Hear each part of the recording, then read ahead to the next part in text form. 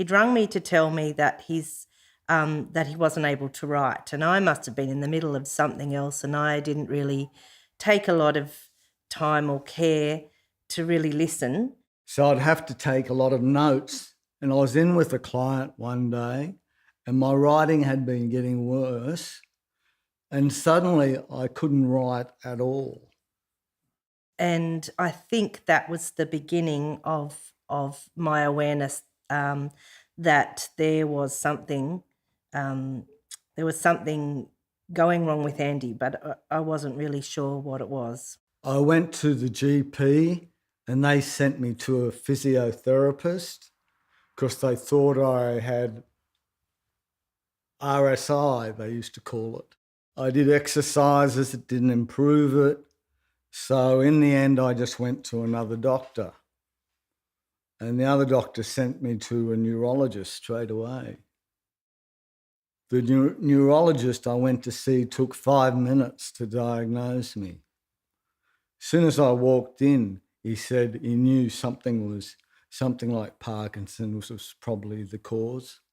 When Andy was diagnosed, it was quite shocking, and he was very young. We didn't really know how I felt. I actually, you mightn't believe this, but I felt relieved because I finally had an answer to why I was feeling tired all the time, why my arm wasn't working, why it wasn't swinging, why I felt like an old man. After the diagnosis, I started taking medication, so that improved my life. I immediately got use of my right arm back. It happened overnight. It happened quickly. I think that I kind of went into a state of denial and just carried on as usual. And I think for quite a good amount of time, that's where I stayed. So it wasn't something that was really obvious to me in the early years. I didn't really know much about Parkinson's. I knew that Michael J. Fox had it and people like that, but I think it didn't really affect me as such at the time. I think Dad tried to keep a lot to himself. He still does and deals with stuff on his own. But I think it affected me over a number of years as he got worse and he couldn't live a normal life anymore. It's affected my relationship with Denise because on the first part, I have to sleep in a different room because of my symptoms. She's gone from a wife to being a carer, which changes the whole nature of the husband and wife relationship. It's interesting that I've gone from being a wife to a carer. I still feel that I'm a wife. That's my main thing. It's hard to for me to fulfill the husband role. And I find it upsetting that sometimes I can't do the things that I used to do. The father they knew is gone and replaced by a shaky, useless fellow, I think sometimes.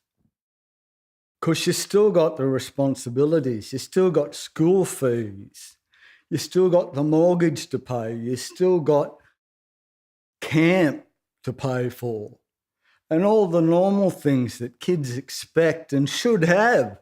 No, I don't feel I've been robbed of a dad because he's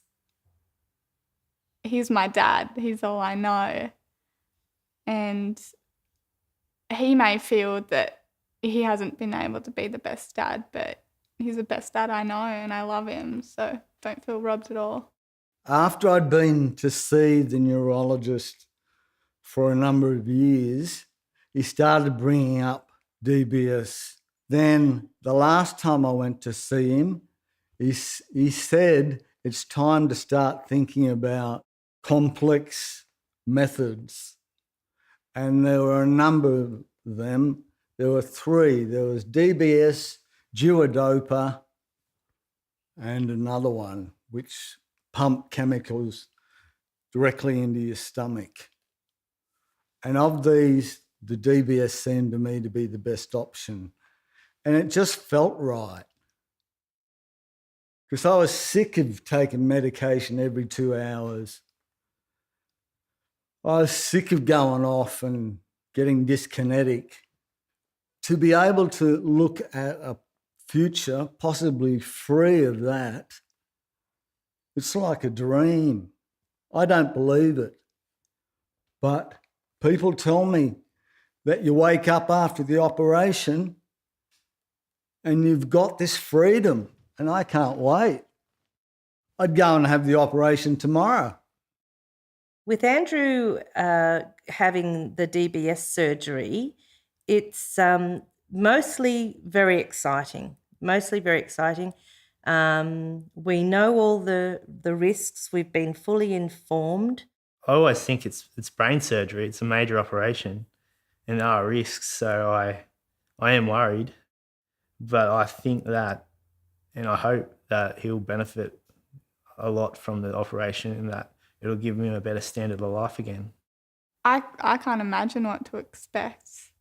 If it doesn't go well as intended, I'll be disappointed. I do think we'll have a different relationship. I think the relationship will change because sometimes I kind of take on that carer role with him. I have great faith in the surgeon and the nurses and the team. I think DBS is the best thing for him, and it's what he wants. And if he trusts the process, I trust it.